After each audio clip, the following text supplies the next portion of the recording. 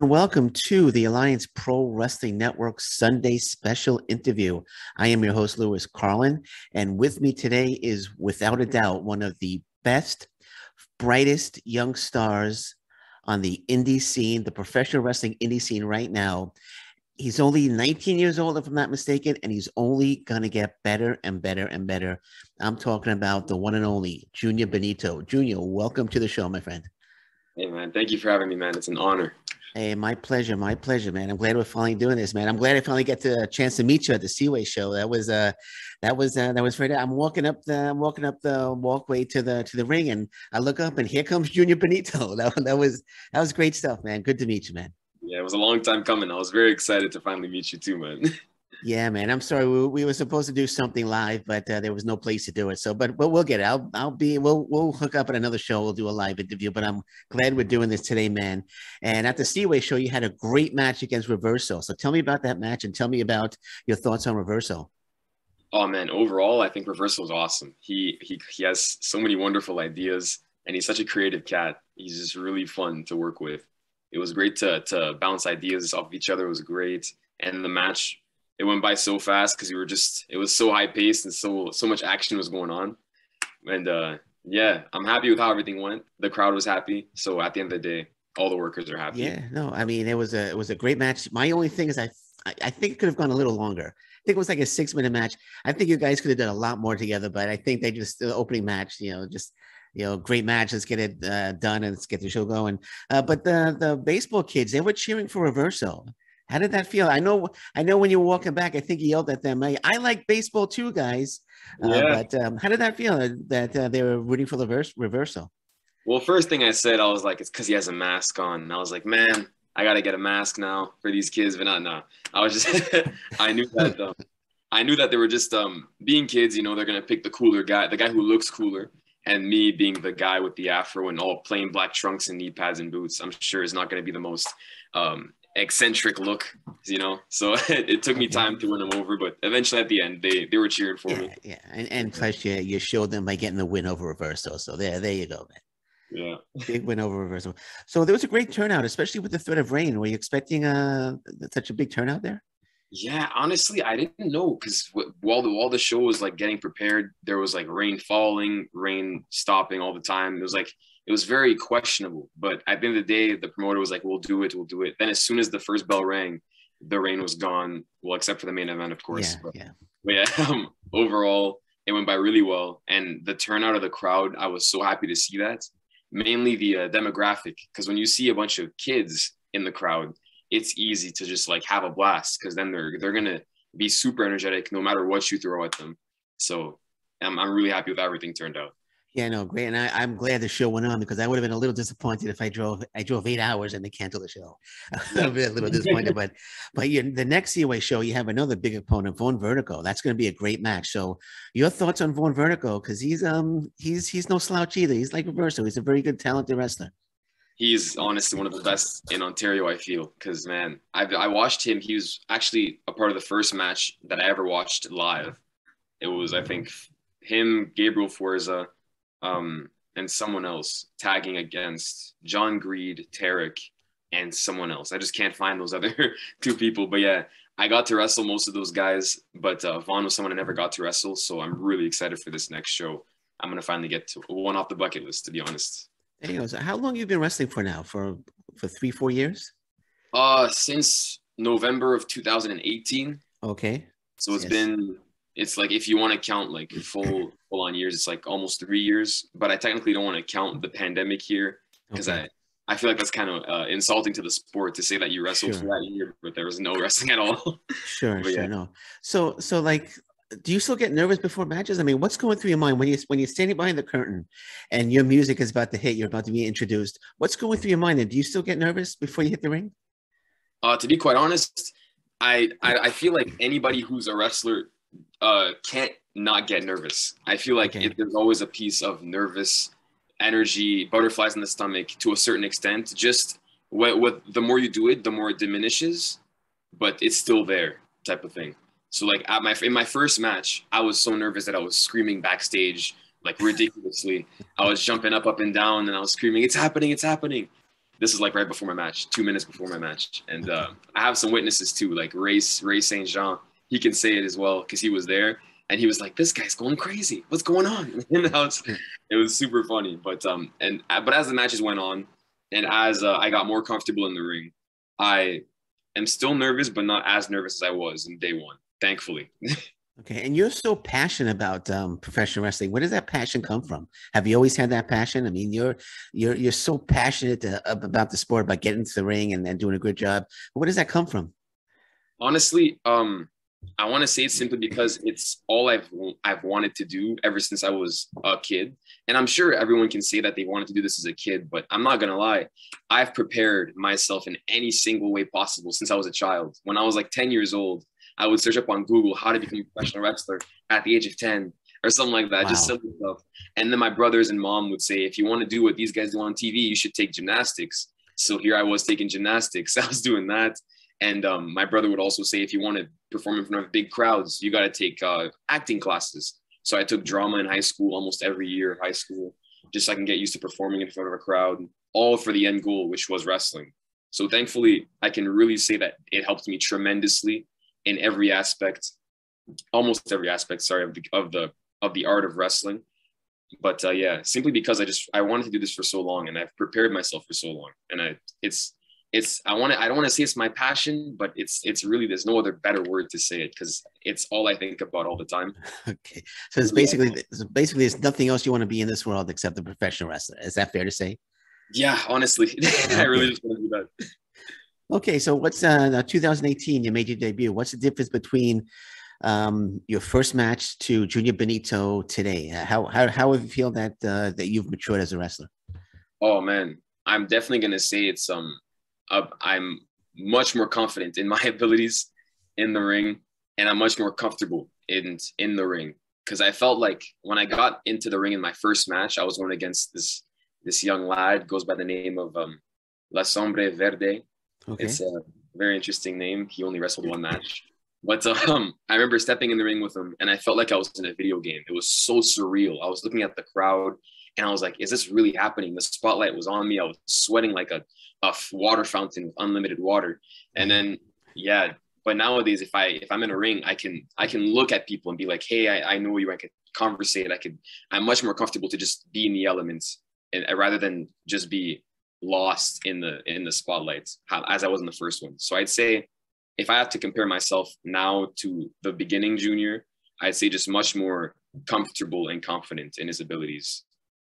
Yeah. And it comes so natural to you. You're like a complete natural when it comes to professional wrestling. Have you always been like that? Or, I mean, I guess you've always been like that, but what I'm trying to say is, like, why do you think you're such a natural? I mean, I'm going to talk about some high profile matches that you had in a bit, but it's like you've been wrestling for years and years and years. But where does that come from? It's just your passion, or where does that come? Is it just inside you? Where does that come from, man? I'm so impressed whenever I see you, man. Hey, man. Honestly, I don't know. I thank God. Okay, there you go. He's like 99.9%. Well, I'd say 100% responsible for all of it, but absolutely. I honestly want to say just the preparation factor, because like I said earlier, I did a lot of stuff to prepare myself for the wrestling, so that when I eventually started training, things came a little bit easier for me, because I was physically and mentally prepared to do certain things. And I used to go volunteer at shows. I'm sure I don't know if I told you this before, but I volunteer at shows when I was like 15, 14. So I got to learn how to take my first bump there, rather than at training. So when I trained for the first time, I already took a bump before. So I was a little more comfortable with that.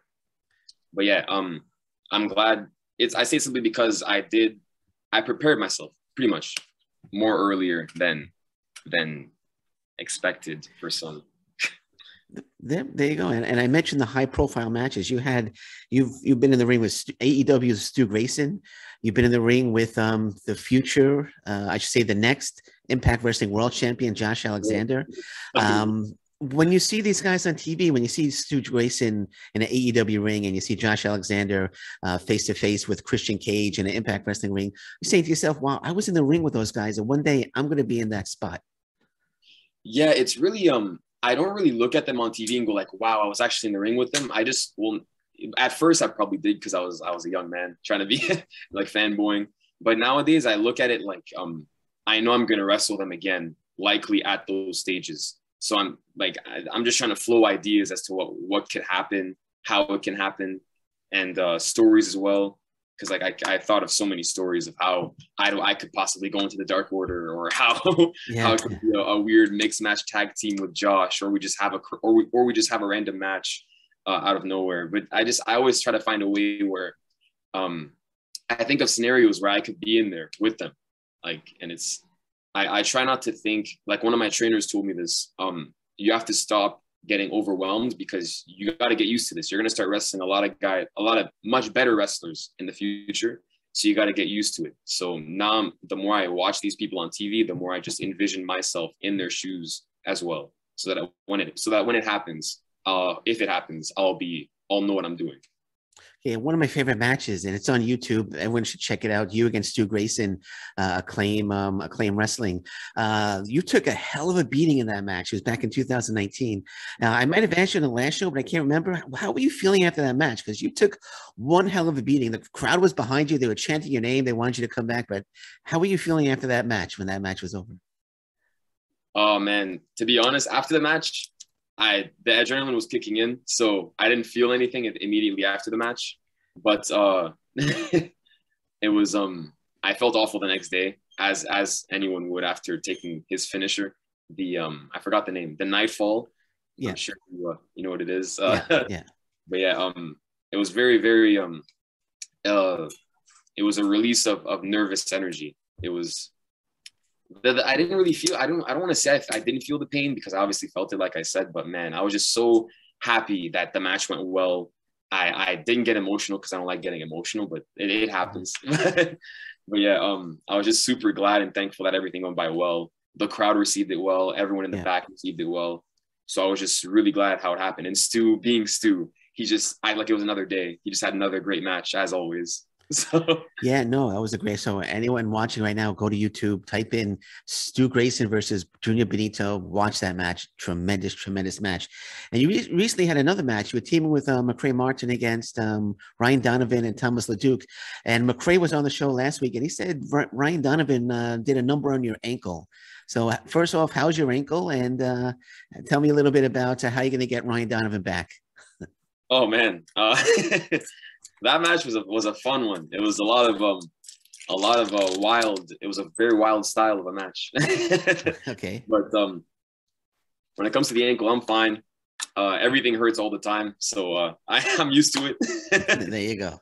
Just some days more than others. That's all. But when it comes to kind of getting him back, it'll happen eventually. Yeah. Just don't know when, don't know where, but it'll happen. Okay. He's going to be on the show next week, so I'll let him know that Junior Benito is after him. So he's a little payback is due to him. So you teamed with Macrae Martin, two of the best young stars right now on the Ontario scene. Are we going to see more of the team of Junior Benito and Macrae Martin? Yes, I'm honored and glad to say that we're trying our best to work a little more together. But at the same time, we don't want to because I'm sure he can relate as well. We don't only want to be known as a tag team. We want to also flourish as single stars, because right now we know we have a lot to learn, and we have a lot to learn in both realms of tag team and singles wrestling, because in my opinion, those are two different worlds in the same universe. But, there's so much to learn in both types of matches. So I want to become comfortable wrestling both styles of matches and having great matches in both, in singles and tag. So that's why I think me and Macrae can flourish in that sense. And also, when the time is right, when we're put in the singles aspect of the game, we can still flourish as well. Absolutely, man. I can see you guys winning a lot of tag team titles along the way as well, and as well as single titles for you as well.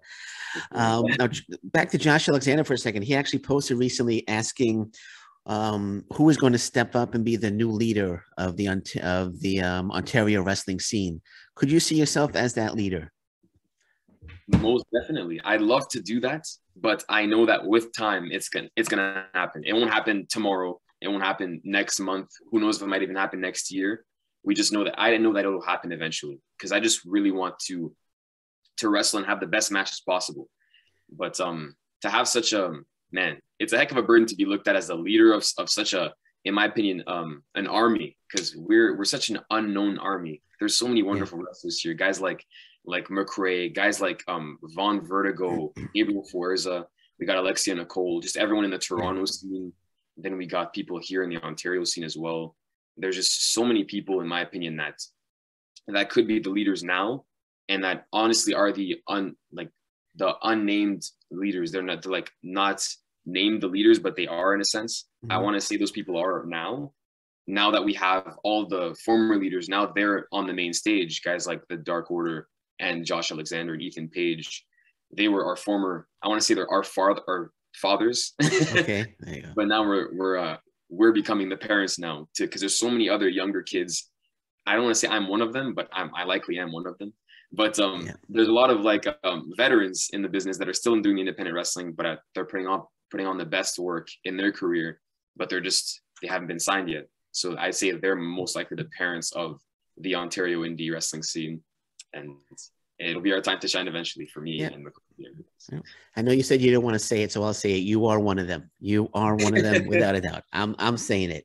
You mentioned the GTA. Are you going to make your way over to the GTA anytime soon and compete here? Destiny Wrestling, I think you'll be great at. There's a lot of promotions out here as well.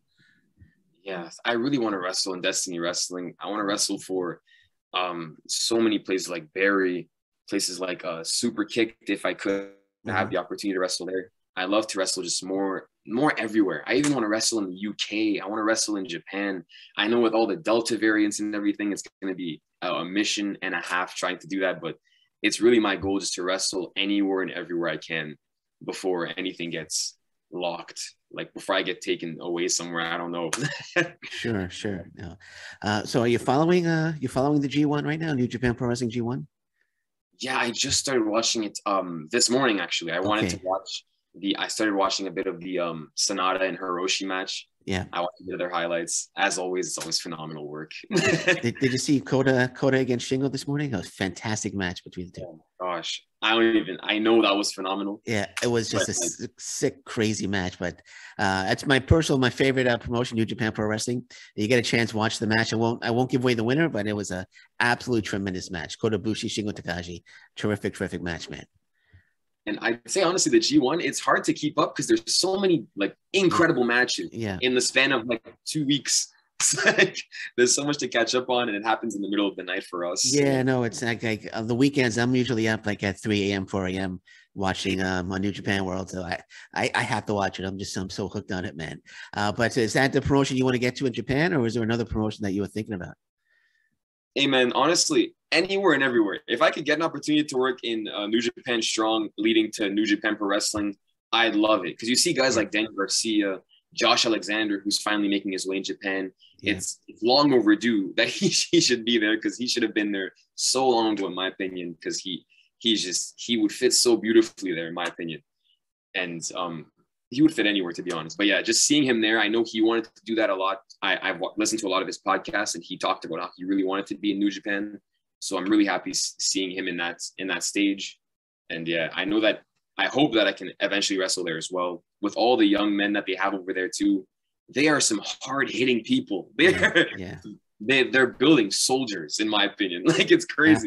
Absolutely, man. Yeah. So here's a match for you to think about for the future: Hiromu Takahashi versus Junior Benito. Hey, man, that I don't know. Okay. We'll leave it at that for now. But away from wrestling, taking a break from wrestling for a little bit here. Let's talk about you were a little upset that Netflix took Spider-Man 3 off. Were you really upset? I think you posted about that a couple of days ago? A couple weeks ago? A couple months ago, yeah. A couple months ago, okay. I found out the news that they took it off because I got Netflix for the first time in a few months, and I was like, man, I'm gonna watch my go-to movie, Spider-Man 3. Because for those that know me, they know that I believe Spider-Man 3 is one of the best movies ever made. Okay. But so many people think that it sucks. Yeah, I don't get it. I thought Spider-Man 2 was better than Spider-Man 3, but okay. I understand where you're coming from. Everything in that movie was great, but Tobey Maguire crying, that was that got me, when he started crying. Because the only reason why I like the movie so much is because it was the first and only movie that ever made me cry, and I was 7 years old. I'll never forget the day. Okay. I was in the theaters, I watched the movie, And then I cried. My older brother beside me, he was crying too. And we just had like a moment. I was like, oh my gosh, this is amazing. So yeah, it's more the emotional, the long-term connection I have with the movie. That's why I like it so much. Okay, there you go. No, I understand. I understand. So hopefully they'll put it back on Netflix. Yeah, I'll write them a couple of letters demanding that they put it back on Netflix for you, man. You actually get to play Spider-Man. I was reading also one of your posts that you rescued a balloon for a little girl that was stuck up in a fence, and you were called a hero, and you compared yourself to Spider-Man. So tell us about that adventure. Tell us about that adventure.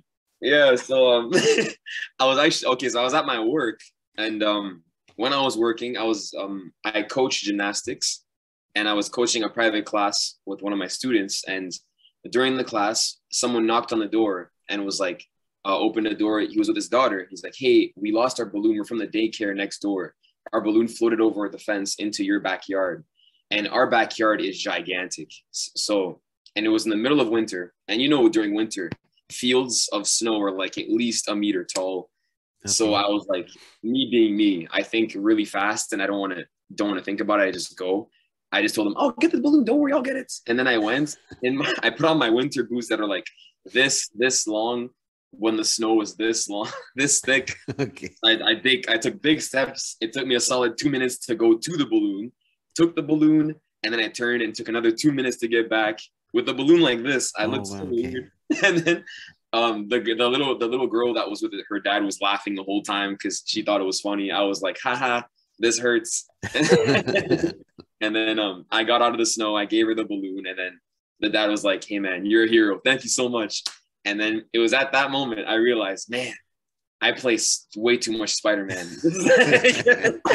Because as soon as I heard him say that, I thought of all those games I played where Spider-Man got that quote, "You're a hero, man. You're that guy." And I was like, man, I got to stop playing these dang video games. Your Spidey sense started tingling, right? My big boy sense started tingling. Great stuff, man. See, you're a good guy. You're mainly a babyface, but could you ever play a heel? I can never see, no offense, but I can't see you play a heel because you're such a good, likable guy, man. Hey, man, honestly, I've heard that from almost everybody that I've ever talked to. But honestly, I feel like when the time's right, it'll happen. And because you never know, some of the greatest heels today were some of the best good guys in the past. And my main example is Sami Zayn. Okay. In my opinion, looking at him now, say if you have a friend who's never watched wrestling before, and then you have him watch like Sami Zayn's most recent segments on SmackDown, you'll be like, wow, this guy is awful. I don't like this guy. Then you show him how he was in 2014 when he was the NXT underdog about to win the title. He had such a run, and he just like the nicest guy. He looked like he could slap Hulk Hogan, and then Hulk Hogan would get heat and being like, why did you get sent? Like he was that much of a likable guy. But I feel like that type of thing might happen. But honestly, we'll see how the time goes. We'll see how things go, how the time passes and everything. I feel like it'll happen at the right time, at the right moments, if it does. But if I stay a good guy like Ricky the Dragon Steamboat, I'm not mad at that, as long as everyone's happy. And I was going to say, I look forward to seeing a heel Junior Benito, but in my opinion, you're going to be Ricky Steamboat your entire career. So that's oh man. So right now you're on the set of Big Boy News. So tell me a little bit about Big Boy News. I know you did a couple of episodes a couple of months ago. Tell me about it. And is it coming back? Are we going to see any more episodes? Yeah. Okay. So about Big Boy News, this was all happening during the pandemic. Yeah. And I was just thinking, me and my sister, because my sister, she loves to get into what I'm doing in the business, which I greatly appreciate always and forever. And she just told me, you got to find a way to do stuff to let the people know that you're still alive and like you're still around. And so I took me time. It took me many, many months. But like later in the pandemic, in the most recent months, I just thought of, I'll just do like a random newscast where Bobby, Dr. Bob, he's a great commentator. Yeah, he told me, hey, could you promote my podcast? So then I was like, oh, of course. Then while I was about to write the tweet saying, hey, go check out the podcast, I stopped writing and I was like, hey, I could do something weird and silly. So I just put on because I had like a gajillion suit jackets and like a bunch of dress shirts. As you can see, this is one of the many. Yeah. But I just put them on and then put the camera on this book and then had it stand. Then I just took out the chair, took out the table, and just rolled into it and just did the big boy news. It all came really fast on the fly. And then the reception was great. People wanted a few more episodes. So I gave them a few more and my favorite episode personally being the happy birthday edition for James Stone. Mm-hmm. I love that one. And yeah. But hopefully I can, right now it's just work has been a real hassle, and I got to find the right time and also the right subjects to speak of, because you never know what you can say that might get one person mad. So that's the last thing I want to do. Yeah, no, I understand. Yeah. So let's keep my fingers crossed. Hopefully we'll see another episode of Big Boy News. Maybe Lewis Carlin will be a topic of a future Big Boy News. Who knows? Hey man, anything can happen. And you can say whatever you want. I promise I won't get mad at anything. I won't get mad at anything. I promise from my heart it will be nothing bad if I ever talk about it. I'm just kidding. Yeah. So now that wrestling is back, are there any opponents out there that you haven't faced yet that you're hoping to face? I think you said Vaughn Vertigo you never faced, but is there anybody else out there that you're hoping to get in the ring with? Yeah. There's a lot of people. There's Vaughn Vertigo, he's one of them, of course. And also there's people like Ryan Donovan, who I want to face one-on-one. He's one person I want to face, as well as Macrae Martin. I never got to face him one-on-one except for that one time in IWS. We had like a 90-second match. So we never really got a full match. I feel like if we do have that opportunity, we'll have a great time. And someone who I have wrestled, but I really want to wrestle again is Josh. Okay. For personal reasons, I feel like we could have an even better match than we had last time, because I feel like I've grown so much, not only as a wrestler but as a man. So I feel like we'd have a much better match. Holden Albright. That's okay. Absolutely. I was thinking about Holden. Yeah. Yeah, he has a lot. He's a very creative guy. He has a lot of ideas. So I have a feeling we'd have a lot of fun in the ring together. Aiden Prince is another guy I really want to wrestle. Absolutely, yeah. Matt Angel. There's so many people. Speedball, Mike Bailey, Mr. Bailey. I'd love to wrestle him too. There's one guy in the States that I'm good friends with that says he would like to get in the ring with you and throw you around a little bit. That's Nick the Natural Sullivan. I knew exactly what you were gonna say when you said he's throw me around. He's one of the. I don't know what to say about him. What hasn't been said that wasn't already like said? He's just such a cool guy. But he's such a scary lad. He's something. Yeah, he's the nicest guy, but I mean, I wouldn't want to get him upset. Yeah, you heard the story of the first time we wrestled in a battle royal. He oh my gosh, his hands became a part of my chest. That's how hard he chopped me, man. I just think about it now and it hurts. Oh man. Well, yeah, just hope. Well, maybe we'll stay away from Nick Sullivan for a little bit then. No Nick Sullivan, or maybe you get a little bit of revenge against that. Yeah, the goal is to eventually have a match one-on-one, because I'm sure we'll have a great match. He'll throw me around, but I'll come back with the favor because I'm a big boy. I'll throw him around too, because I don't play that. Homie. Yeah, then you hit the frog splash 1, 2, 3, and it's over. You head to the back, and that's it. It's done. Yeah, then leave because it was all a shoot. No.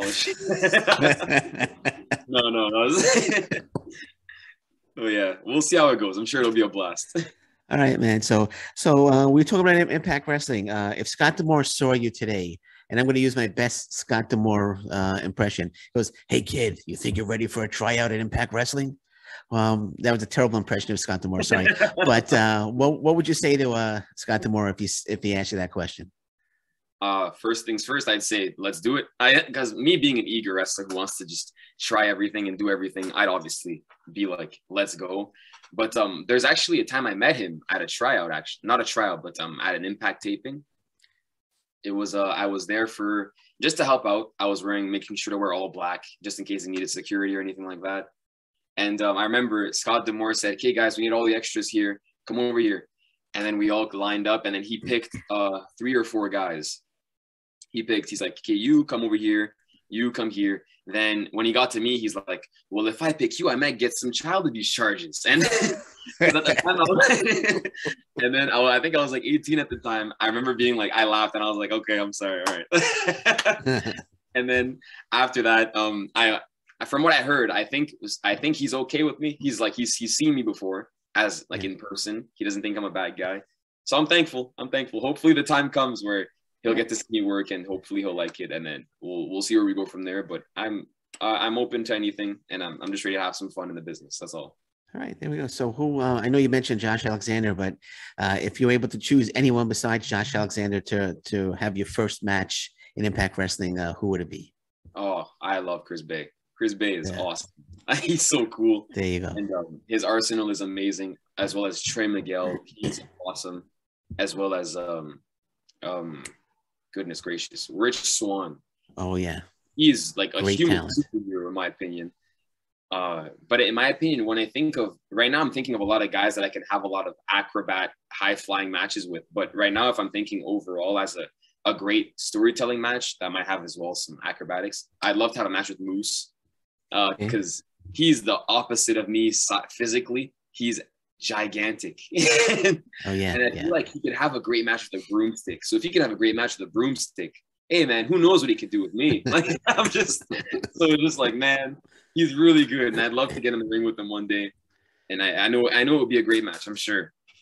Well, it'll definitely happen one day. I'm certain. Excuse me. So, last question.